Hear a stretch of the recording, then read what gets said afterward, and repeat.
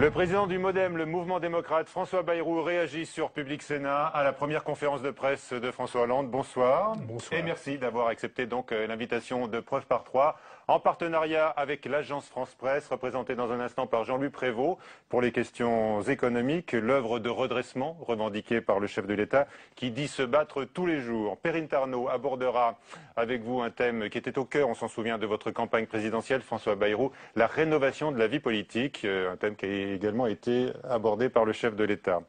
Les téléspectateurs peuvent intervenir, comme chaque semaine, par le biais de l'application TV Check d'Orange. D'abord, François Bayrou, comment est-ce que vous avez trouvé François Hollande dans le style, le ton, une voix ferme? Est-ce qu'il y avait là un premier message pour vous? La première question qu'on se pose lors de la première conférence de presse d'un nouveau président de la République, c'est toujours un événement en France, la première question c'est est-ce qu'il a été à la hauteur de sa fonction? Et pour moi, la réponse est oui, il a été à la hauteur de sa fonction, il a été précis dans l'expression, il a été maîtrisé, il a été convaincant, je trouve, et il maîtrisait les sujets qu'il abordait, ça se voyait ne serait-ce que dans l'aisance physique qui était la sienne. Donc, premier point, il a été à la hauteur de la fonction. Joli compliment. Oui, mais bon, autant dire les choses. Moi, il affirme sa présidence. Il trouve la mesure de la fonction. C'est pas facile d'entrer dans la fonction de président de la République, surtout quand on a le parcours qui est le sien. Et donc, de ce point de vue-là, je trouve que c'était bon, que ça avait du poids. Deuxième point, les questions de fond. Alors, deuxième point, les questions de fond. Oui. Bon, il a usé un peu d'énergie à expliquer qu'il n'y avait pas eu de tournant du tout. Évidemment, tout le monde voit bien qu'il y a eu une réorientation très importante. Au passage, c'est celle que j'annonçais. J'avais dit, il devra changer de politique économique. C'est fait. Il dit c'est une politique de l'offre par rapport à une politique de la demande, c'est-à-dire c'est une politique de soutien à l'entreprise par rapport à une politique de distribution d'argent public. Et il le fait et c'est juste. Alors évidemment, vous aviez perçu presque un changement historique de la part de la gauche et de François Hollande. Est-ce que vous avez eu confirmation lors de cette conférence de presse qu'il prenait effectivement en compte vous voyez ce que vous dites sur la compétitivité et l'économie? Est un changement historique. Un changement historique. Le ministre de l'économie a dit une révolution.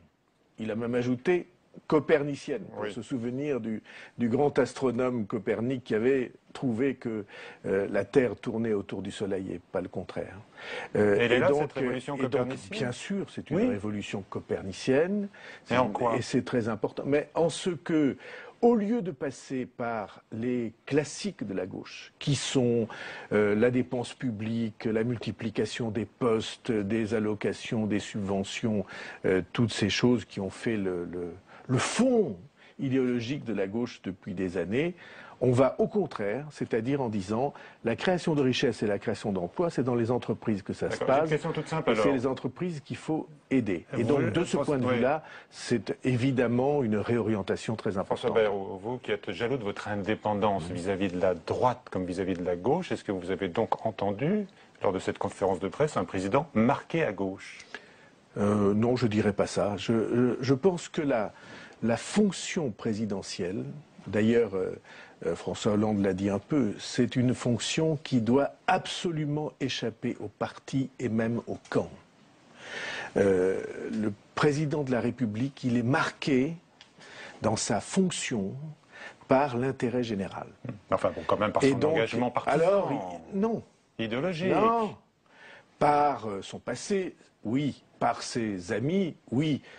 Par sa majorité, qui peut quelquefois être une gêne. Oui. Mais le président de la République, il n'est pas le président d'un camp. Alors dites-moi, attendez, je vous arrête parce que François Bayrou, j'ai l'impression que vous avez assisté à la conférence de presse d'un président que vous auriez aimé être. Ben, on est tous différents, mais vous savez que j'ai voté pour lui, et il y avait ce soir, je crois aux yeux de tous les observateurs, je parlais avant d'entrer dans votre émission avec des économistes, avec des hommes de sondage, et tout le monde voyait bien que cette orientation-là était en phase avec les raisons pour lesquelles j'ai pensé qu'il fallait une alternance en France. Cette évolution est en phase avec ce que vous aviez annoncé, ce que vous aviez espéré, François Bayrou, mais pas forcément les électeurs, pas avec les électeurs de François Hollande, pas tous en tous les cas. Non, mais vous avez raison de le dire. Et là, vous parliez, vous dites, c'est de la blague, quoi, l'absence de changement. Et certains parlent de reniement.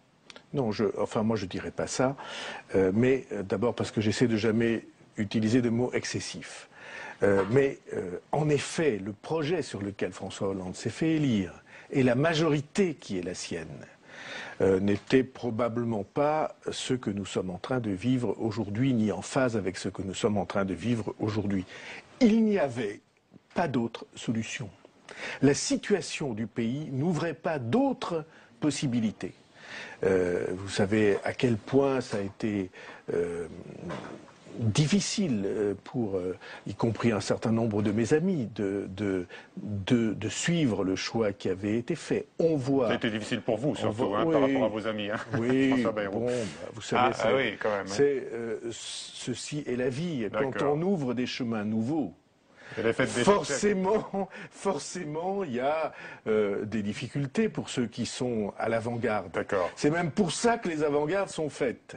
Mais c'est positif de voir. Allez, attendez, je vous écoute, vous le gênez, vous allez finir par le gêner, François Hollande, en l'applaudissant à tout rompre. D'abord, je ne l'applaudis pas, je n'ai pas l'impression, je dis ce que je sens. Oui, si j'avais pensé que ça n'allait pas, je serais à votre micro en train de le dire de la même manière. Là, mais vous le dites avec. Vous avez dit quelque chose qui est très juste. Vous avez dit quelque chose qui est très juste. Vous avez dit, vous qui êtes jaloux de votre indépendance. Qu'est-ce que c'est l'indépendance? C'est de pouvoir dire ce qu'on pense sans être contraint par son camp ou ses intérêts de parti. Vous avez écouté le début de cette émission, j'ai envie de vous dire, est-ce que vous pourriez néanmoins travailler demain avec François Hollande? Mais chaque fois que la politique ira dans le sens de ce que je considère comme essentiel, c'est le cas, vous l'avez dit. Chaque fois, je serai là en soutien. Mais c'est le cas. Et chaque fois que la politique choisira d'autres caps, je serai là pour m'y opposer. Ceci est la vertu de la liberté. Très bien. Alors la liberté, un jour, de travailler avec François Hollande. Alors donc. Où et comment? À quelle place? Vous voulez bien comprendre que je ne pose pas les problèmes sous l'angle personnel. Oui, mais moi, si je vous pose la question. Si ça avait été le cas, que je les pose sous l'angle personnel, c'est moi qui vous pose probablement aurais-je eu plus de facilité et de confort dans la vie politique. Mais ça y est, maintenant là, vous acceptez, vous applaudissez le changement. Vous en tirez des conséquences dans votre relation au pouvoir socialiste, incarné par le chef de l'État. J'ai une franchise de relation avec le président de la République, que j'ai d'ailleurs eu avec ses prédécesseurs, que je sois pour ou contre. J'ai eu la même liberté d'expression et je la conserverai. Ce dont manque la France cruellement, ce sont des esprits libres. Très bien. Vous avez écouté les réactions ce soir? Eh bien, écoutez, prenons-les. Les réactions de l'opposition, même s'ils en pensent du bien, elles sont forcément négatives. Les réactions de la majorité, même s'il leur arrive de penser du mal, elles sont forcément positives, en tout cas celles du parti. Et donc, les esprits libres, ils sont capables de dire oui quand c'est bien et non quand c'est mal. Et c'est un changement fantastique. Quand nous l'aurons conduit à terme. Alors revenons à ce qu'a dit le chef de l'État. François Fillon, qui a écouté comme vous le chef de l'État, lui, il voit toujours un président qui enfonce un peu plus sa tête dans le sable. Donc manifestement, lui, il dit qu'il n'y a pas de virage. Hein, il est en campagne pour la présidence de l'UMP, on vote dimanche. Considérons que ce sont des péchés véniels. Alors, je poursuis ma question. Est-ce que vous voyez dans les mesures qui ont été annoncées par le chef de l'État, qui était d'ailleurs déjà connu sur la compétitivité, un espoir pour redresser l'outil industriel de notre pays? En tout cas, à la question, est-ce que ça va dans le bon sens? La réponse est oui. Mais il n'y a pas de réforme structurelle, par exemple. Mais elles vont venir. Ah, elles vont venir, vous l'annoncez. Mais je vous dis avec certitude, n'est-ce pas, le défi auquel la France est confrontée, la montagne qui est devant nous, que d'autres pays européens ont franchi, les Allemands les premiers, que dans la douleur l'Europe du Sud est en train de franchir, pour retrouver la capacité de notre pays dans la très dure compétition internationale, va imposer ces réformes. Notamment la réforme du marché du travail. Et pour moi, notamment la réforme du marché du travail. Et peut-être même la réforme du temps de travail. Parce qu'on est un pays qui a besoin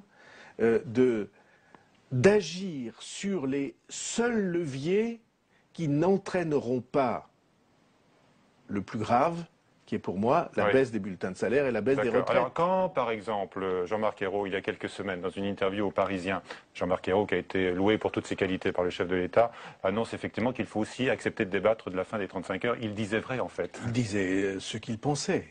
Il disait ce qu'il pensait et peut-être aussi une partie de ses arrière-pensées. Alors il a été vilipendé, insulté, il a dû faire marche arrière, toutes ces choses que nous connaissons bien. Mais qu'est-ce qu'on préfère? Agir sur le marché du travail, un jour sur les horaires de travail, ou baisser les bulletins de salaire et avoir une multiplication des chômeurs? Moi je vous dis que ceux qui nous écoutent et qui sont des travailleurs ou qui voudraient le devenir, préfèrent avoir un travail, avoir un salaire convenable, même s'il faut organiser un peu différemment la vie de travail. C'est pas la mer à boire, c'est pas le bout du monde. Et je pense, alors j'ai écouté ce que François Hollande a dit sur les partenaires sociaux. J'espère que les partenaires sociaux vont se saisir de cette question. Mais de toute façon, de s'entendre. Mais de toute façon, nous serons obligés de nous poser ces questions-là parce que la réalité ne nous laissera pas le choix. C'est un satisfecit sur toute la ligne. Ah ben non, parce que cette dernière étape, elle n'est pas encore franchie. Oui, c'est sûr, mais enfin, vous êtes confiant. Vous dites on y viendra. Non, ça n'est pas confiant. Non. Quel que soit le gouvernement, il sera obligé d'aller dans ce sens-là. On aurait peut-être pu y aller plus tôt, ou on aurait peut-être dû y aller plus tôt. On aurait peut-être dû faire des choses plus nettes, mais il y avait une condition à tout ça, c'était qu'on soit capable de rassembler les grandes sensibilités politiques du pays. Beaucoup d'évocation de la justice, d'une des réformes justes par François Hollande. C'est ça la différence entre la droite et la gauche pour vous? La justice est la condition de la réforme. Est-ce que les sondages d'impopularité vous semblent injustes pour le chef de l'État et l'exécutif? Bah, écoutez, les sondages, ça va, ça vient. Vous savez, quand on a, mais vous en avez, une expérience de la vie politique, on sait qu'il n'y a rien de fixé dans les sondages, dans les mouvements d'opinion. Il y a des moments où l'opinion vous entend, il y a des moments où l'opinion ne vous entend pas. Ça ne doit influer en rien sur votre ligne. Ça peut influer sur votre style. Il y a toujours à apprendre, sans doute. On est un certain nombre à avoir l'expérience qui fait qu'on n'attache pas une très grande importance à tout ça. Mais ça ne doit pas vous amener à bouger de ligne. Bon. Ce soir, vraiment, vous ne regrettez pas votre vote pour François Hollande? Non. Vous êtes conforté dans votre choix? Le pays avait besoin d'alternance. Vous savez, le jour où j'ai fait ce choix, je crois que la phrase que j'ai utilisée le soir même ou le lendemain matin a été « La France a besoin d'alternance et la gauche a besoin de découvrir le réel ». Et je pense que la France avait aussi besoin que la gauche découvre le réel. Comprenez, la gauche a passé des années à nier la nécessité des réformes. Et donc cette nouvelle étape dans laquelle elle va elle-même conduire ces réformes, c'est, selon moi, très positif pour le pays. Alors François Hollande, qui n'est pas sensible au Hollande bashing, il l'a dit à nos confrères réunis à l'Élysée ce mardi, s'est flatté d'avoir réorienté l'Europe, mais la France devient, elle, le maillon faible apparemment de la zone euro, au risque de l'entraîner vers le fond. En tous les cas, c'est la France bashing, le France bashing qui accourt en ce moment en Allemagne, et c'est ce que nous montre Fabrice Cunet juste avant d'accueillir Jean-Louis Prévost de l'agence France Presse. Le French bashing, c'est le nouveau jeu à la mode de l'autre côté du Rhin. La presse allemande a fait ses unes sur le péril français, le journal Bild allant jusqu'à comparer la France avec la Grèce. Évidemment, c'est pour faire peur, c'est tout à fait dans la tradition de ce quotidien. Cyniquement, on pourrait déjà dire que peut-être la Grèce ne fait plus peur. Donc il faut trouver d'autres boucs émissaires, il faut trouver d'autres épouvantails et pourquoi pas la France. Mais il n'y a pas que la presse qui s'inquiète. De Gerhard Schröder à l'actuel ministre des Finances Wolfgang Schäuble, chacun y va de son conseil, de sa mise en garde. Je trouve que Wolfgang Schäuble est le seul véritablement européen du gouvernement allemand, que ses propositions, il y a bien des années, ont été repoussées par Paris, et que vraiment, il veut que la France fasse une autre politique. Est-ce que c'est un peu arrogant? Peut-être, mais nous avons été donneurs de leçons à des tas d'endroits. Mon gouvernement a pris la pleine mesure de la gravité de la situation. Pas assez, répondent les Allemands. La France minimiserait l'ampleur de la crise. Pire, ses réponses seraient inadaptées. Le débat sur quoi faire reste ouvert. Nous n'avons pas la même vision que les Allemands, donc on peut continuer à se faire engueuler, enfin, recevoir ça. Mais je pense qu'ils doivent s'apercevoir en ce moment même que c'est tombé juste après, donc sans tenir compte de notre début de prise de conscience, du début de prise de conscience du gouvernement et du président. Et moi, pour ma part, je trouve qu'il était bien tard, mais que heureusement, et que c'est une bonne mesure. Mais alors, pourquoi un tel acharnement? Une partie de la réponse serait dans le contexte politique. Achtung, Angela Merkel est en campagne. Angela Merkel elle a tout intérêt pour sa campagne électorale de ne pas être trop optimiste, tandis que François Hollande, lui, il est déjà confronté avec un pessimisme très fort en France. Donc il a tout intérêt à dire et à raconter une histoire qui va plutôt dans le sens « tout n'est pas noir ». Pierre Moscovici a tenu à dédramatiser les critiques venues d'Allemagne et le gouvernement héros renvoie gentiment son voisin aux résultats attendus de sa politique. Alors, il sera donc très intéressant de voir quel est l'impact de cette conférence de presse de François Hollande partout en Europe, maintenant, en Allemagne, à Bruxelles. Jean-Louis Prévost de l'agence France-Presse nous a rejoint. Bonsoir Jean-Louis. Bonsoir. Vos questions à François Bayrou. On vient de le voir, donc l'Allemagne, Bruxelles, le FMI, ils attendent toutes des réformes importantes, des réformes structurelles importantes de la France. Où est-ce qu'on en est à votre avis pour le moment? On a changé d'orientation. C'est-à-dire qu'on a abandonné ce qu'était la doctrine classique de la gauche française, comme vous dites en termes savants, keynésienne et même parfois ultra-keynésienne, qui disait au fond la relance doit se faire par la dépense publique. Et on est passé à une autre logique que je considère comme beaucoup plus juste et beaucoup plus fondée, qu'on appelle la politique de l'offre, c'est l'expression que François Hollande a reprise, c'est-à-dire à cette idée que c'est dans l'entreprise que ça se joue et qu'il faut soutenir l'entreprise pour qu'elle présente de nouveaux produits, qu'elle adopte de nouveaux processus de fabrication ou d'élaboration, et que c'est comme ça que nous allons retrouver notre rang. C'est un changement très profond. Est-ce que c'est de nature à rassurer, pour reprendre la question de Jean-Louis, l'Allemagne, par exemple, qui s'inquiète, qui s'alarme? Je pense en tout cas que c'est un signe positif à l'égard de nos partenaires européens. Simplement, évidemment, il ne suffit pas d'en parler. Il faut aller au bout ou avancer vers les grandes réformes dont la France a besoin, qui n'ont pas été adoptées dans les années précédentes, en partie parce que la gauche s'y opposait. Et donc, par exemple, la réforme du droit du travail, c'est une grande réforme qui ne sera pas simple à élaborer, pas simple à mettre en œuvre, mais il n'existe aucune possibilité d'éluder cette reconstruction dont nous avons besoin pour que notre pays aille. Est-ce que ces réformes structurelles ne tardent pas un peu? L'Italie de Mario Monti, par exemple, les a engagées depuis 1 an. Et là, en France, ça fait 6 mois que M. Hollande est arrivé à la présidence de la République. Il a fallu finalement 6 mois d'observation, du temps perdu, probablement par rapport à nos partenaires allemands. Vous vous souviendrez sans doute que sur ce sujet, en 2011, avant la campagne présidentielle, j'ai publié un livre dont le titre disait l'essentiel, état d'urgence. L'Allemagne a fait ça il y a 8 ans. L'Italie a commencé ça, en effet, de manière sérieuse il y a 1 an ou 1 an et demi. Bien sûr que nous avons du retard. Et c'est parce que nous avons du retard que nous avons ce gouffre du commerce extérieur.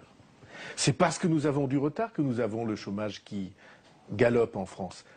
D'autant plus important est la nécessité de définir clairement les lignes que nous avons à suivre et d'affronter les secousses qui ne manqueront pas de naître à partir de cette nouvelle définition. Parce que, comme vous le sentez bien, il y aura forcément des problèmes de majorité ou de soutien populaire autour de ces idées. À votre avis, est-ce que les mesures décidées la semaine dernière par le gouvernement pour soutenir la compétitivité des entreprises sera suffisant à relancer l'économie française?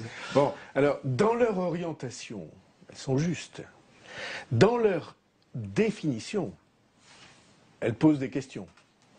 J'ai trouvé, je l'ai dit, que c'était bien compliqué, que c'était repoussé à 2014 cette aide-là sous forme de crédit d'impôt.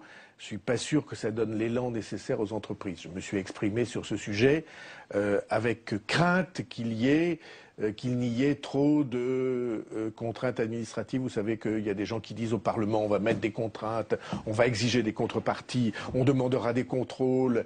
Si on fait tout ça, évidemment, ça sera encore davantage amoindrir l'efficacité. Vous avez des inquiétudes, donc le rapport Gallois n'a pas été totalement traduit, comme l'a dit le chef de l'État. Non, aussitôt remis, aussitôt traduit, non, pas vraiment. Il a été pris en compte pour une réorientation des principes de la politique suivie, et c'est déjà beaucoup. D'accord. Alors il y a un point du rapport Gallois qui avait été tout de suite écarté, qui est l'exploitation des gaz de schiste. Bon, apparemment, le président de la République a fait une ouverture aujourd'hui en disant qu'il était possible, le jour où de nouvelles techniques d'exploitation seront possibles, d'envisager cette exploitation. Ah ben, il a dit autre chose.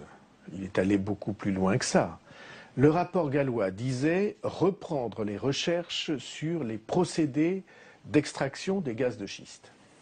Je crois que je cite à peu près exactement la proposition du rapport Gallois. Ça avait été enterré tout de suite à l'époque, c'est pas vieux pourtant. Et aujourd'hui, François Hollande a dit, mais la recherche, elle est ouverte. Et vous, votre proposition sur cette question ? Je suis absolument de cet avis. Je ne crois pas possible qu'un pays comme le nôtre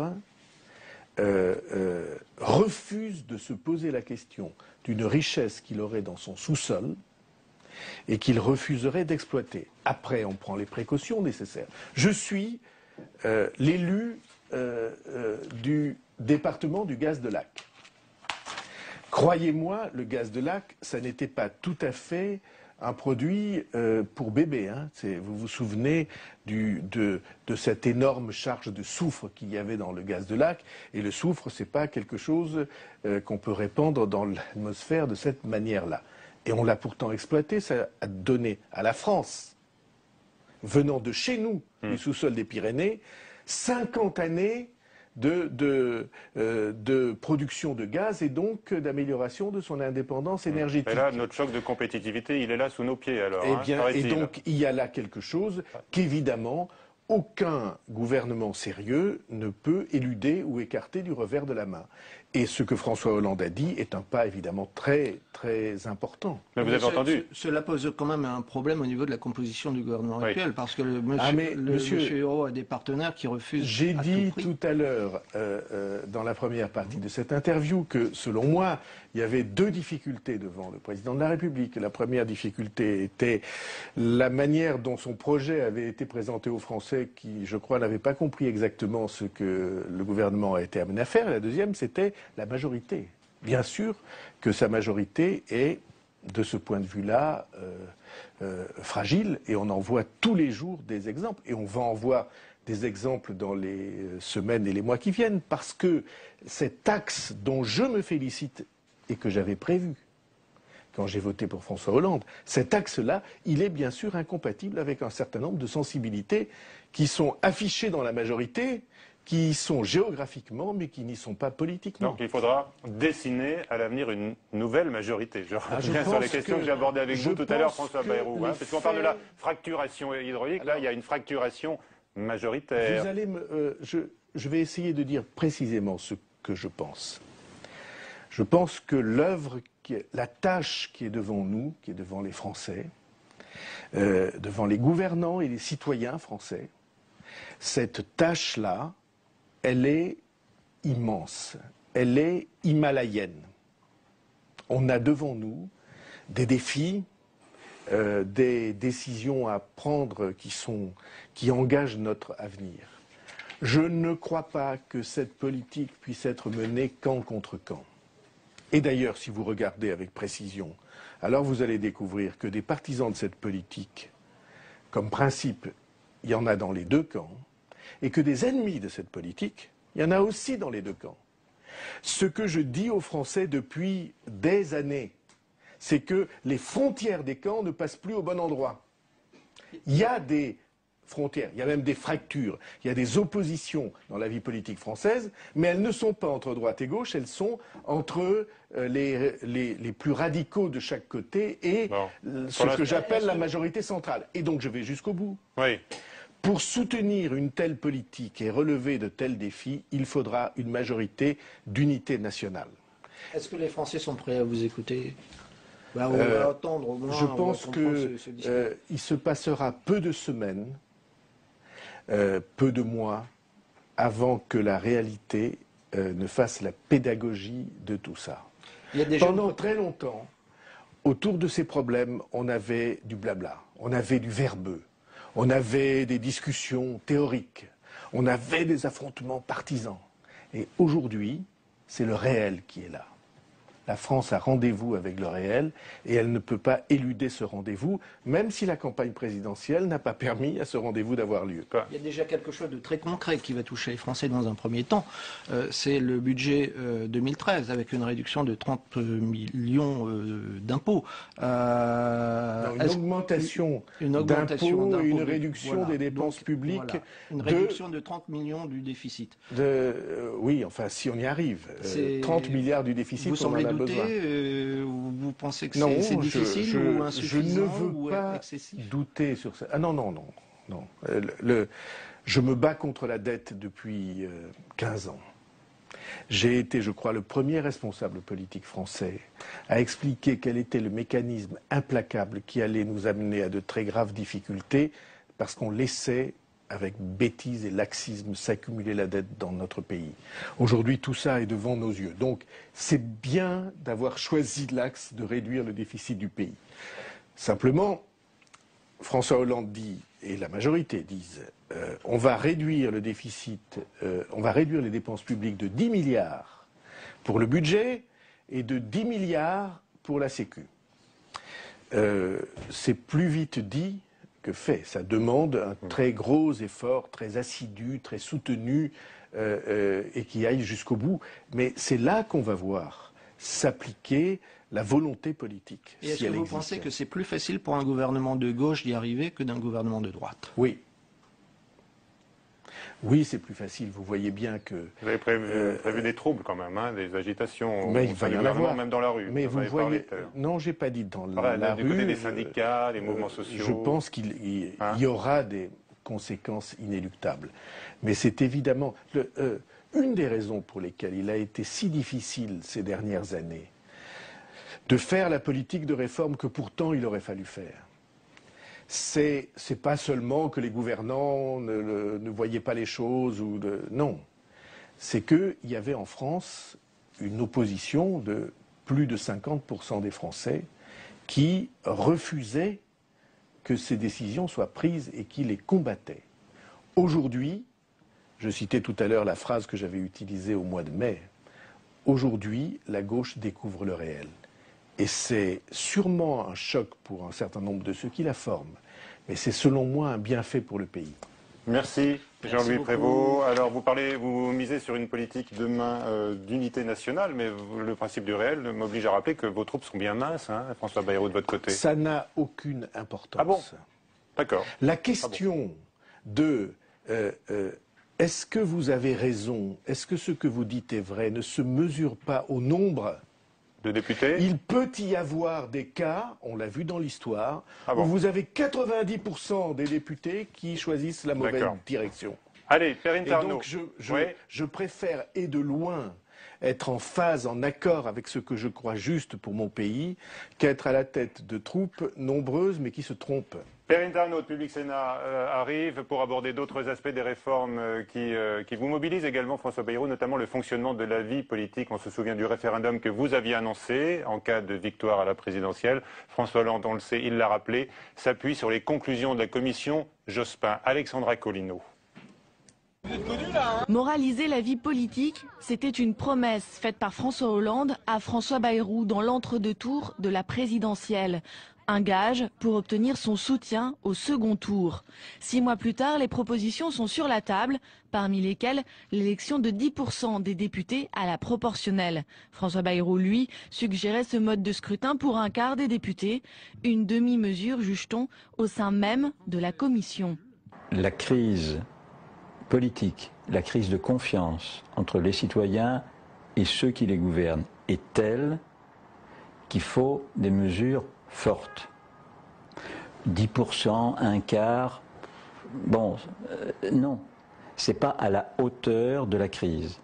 On parlait de choc de compétitivité, peut-être qu'il faut un choc démocratique, il faut un choc institutionnel. Autre proposition suggérée par le président du MoDem et reprise dans le rapport de Lionel Jospin, la limitation du cumul des mandats. Députés comme sénateurs ne pourront plus avoir de mandat exécutif local, mais à la Haute Assemblée, ça ne passe pas.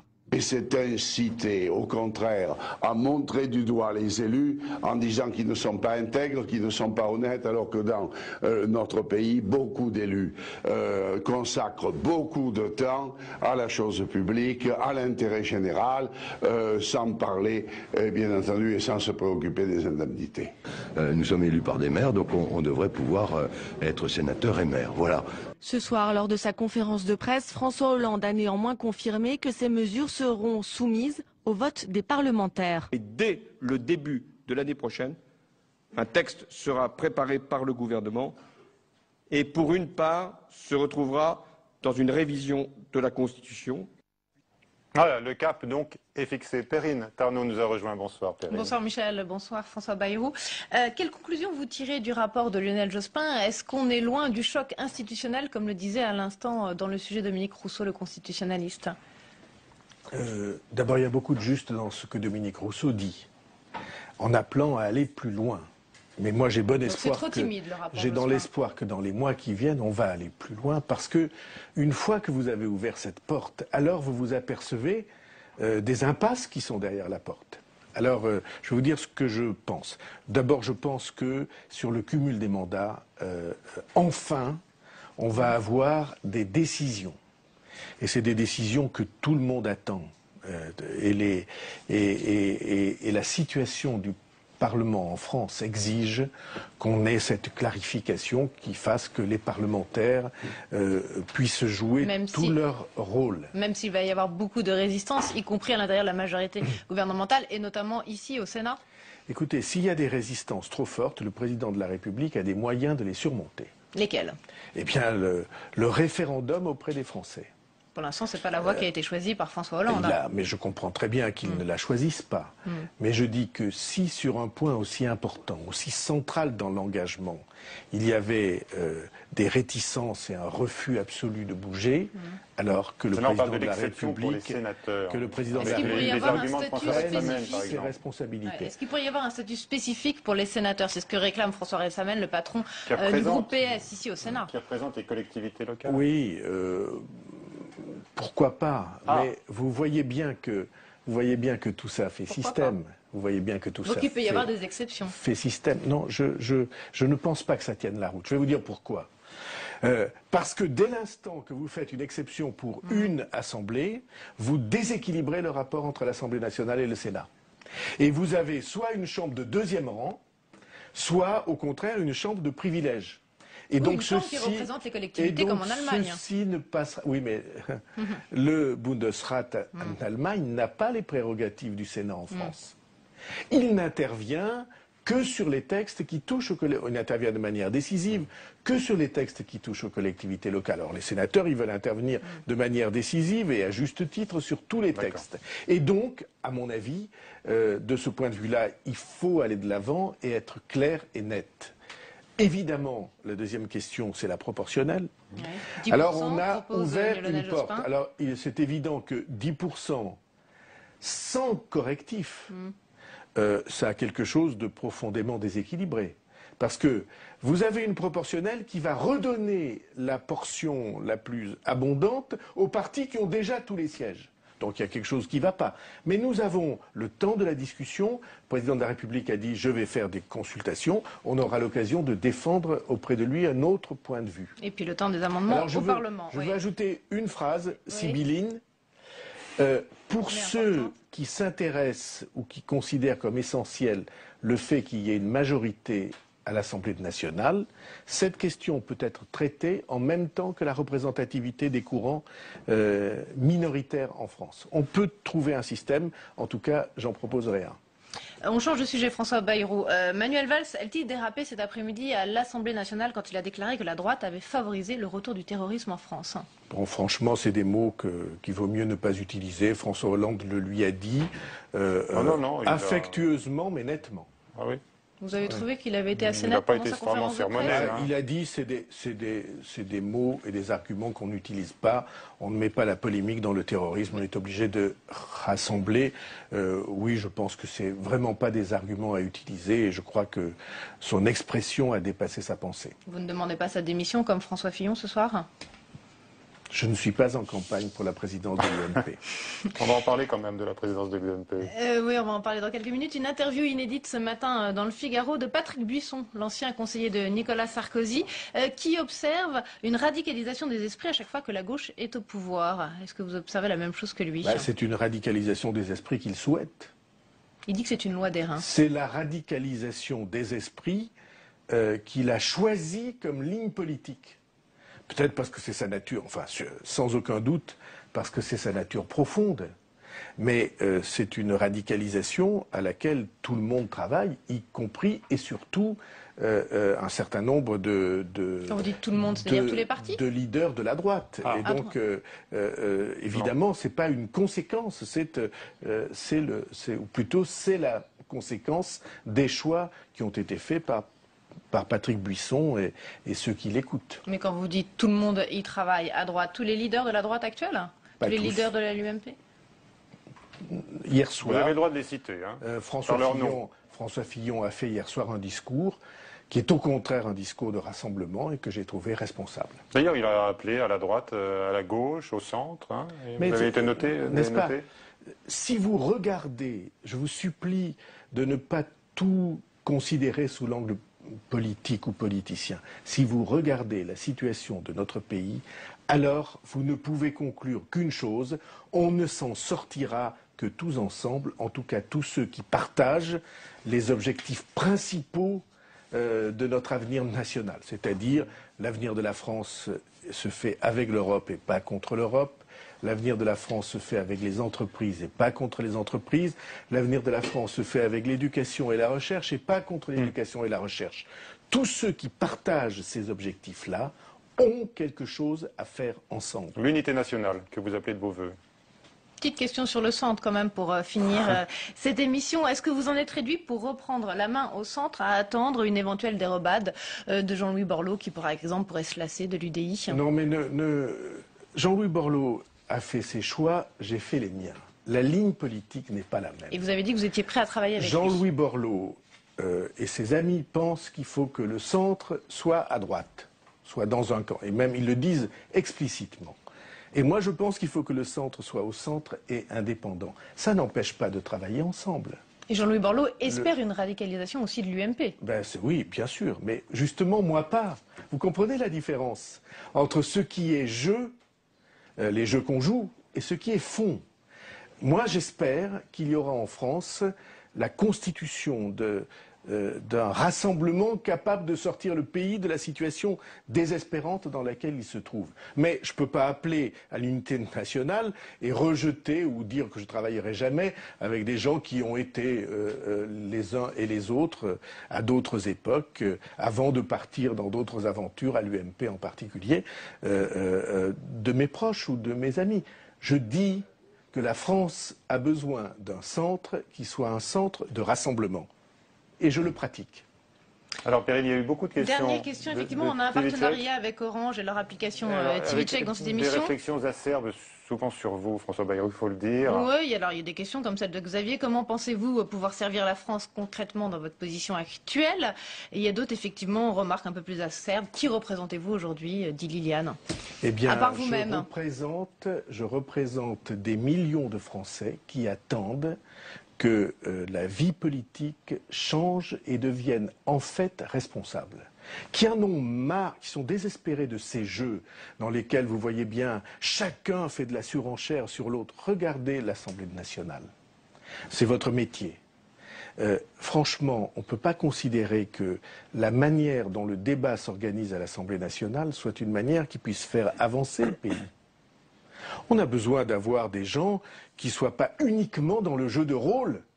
Les uns toujours pour et les autres toujours contre. Ça ne vous manque pas quand même un peu ces débats à l'Assemblée nationale? Pas du tout. Que répondez-vous à ceux, et ils sont nombreux, à la fois sur Twitter et puis sur TVTC, à dire « Ah, il a trahi Bayrou, pourquoi est-ce que vous l'invitez encore ?» Eh bien, précisément parce que je n'ai pas trahi. Et de ma vie, je n'ai jamais envisagé la moindre trahison à l'égard de ce que je croyais. Simplement, il y a des gens qui auraient voulu que nous soyons constamment prisonniers de la logique des camps. Il se trouve que de cette logique des camps, j'ai voulu que nous nous émancipions, j'ai voulu que nous nous libérions, parce que c'est les camps qui nous ont menés où nous sommes. Vous croyez qu'on en serait dans un pays dans lequel il y a des dizaines de milliers de chômeurs de plus par an depuis 12 ans, si les responsables politiques avaient été sérieux? Donc croyez ça? Oui. Donc pas à l'intérieur d'un camp, mais peut-être à une fonction ou à un poste qui vous intéresserait en particulier. Vous allez me dire que vous n'êtes candidat à rien, bien sûr. Non, mais je crois l'avoir montré. Si vous voulez me faire ce crédit, si vous voulez avoir l'objectivité de dire... J'ai souvent refusé d'entrer dans des gouvernements que je n'approuvais pas dans leurs orientations. Et là, les conditions sont réunies, on a compris depuis le début de cette émission. Mais vous vous trompez. Ah bon? Est-ce que vous êtes quand même candidat à un rendez-vous avec le chef de l'État, je ne sais pas, dans les semaines qui viennent? Non, mais quand j'ai des rendez-vous avec François Hollande, je ne les rends pas publics et c'est beaucoup mieux comme ça. Mais donc vous nous confirmez que vous le voyez de temps à autre? Je n'ai jamais de ma vie rencontré un président de la République pour faire la publicité de cette rencontre. Ni quand c'était François Mitterrand, j'ai été son ministre. Et puis après, j'ai été au gouvernement alors qu'il n'était plus président, ni quand c'était Jacques Chirac, ni quand c'était Nicolas Sarkozy, ni quand le président de la République s'appelle François Hollande. C'est, comment vous dire ça? C'est une élégance minimale de considérer que quand on a des rapports de confiance avec quelqu'un, on ne va pas l'étaler sur la place publique parce que ça, c'est franchement pas à la hauteur des responsabilités qui sont les nôtres. Merci François Bayrou. Après vous avoir écouté, peut-être François Hollande, lui, sera peut-être désireux de vous rencontrer prochainement pour que vous puissiez lui redire tous ces propos que vous avez tenus ce soir. Merci Perrine, mais merci Monsieur le Président du MoDem, le Mouvement démocrate. À bientôt. Bonsoir.